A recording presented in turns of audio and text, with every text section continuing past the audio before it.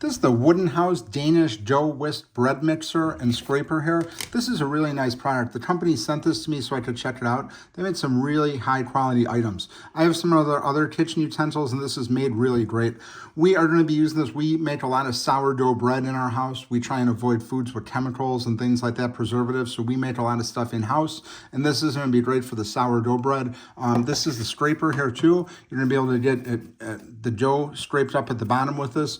Really nice high quality items. This is made out of some really nice wood. When you hold this, or you could just see it's made really well, and it's very high quality here. Woodenhouse is a great brand, and this is the packaging that it comes in right here. Really nice packaging, but right here, this is what it looks like. You can see this is a really nice size tool. You're going to really be able to get some pressure on here when you're using it for the dough cutter. And again, the scraper right here, you can see it's made really well. So definitely want to check this out. If you're looking for a Danish dough whisk bread mixer, this is a great item here.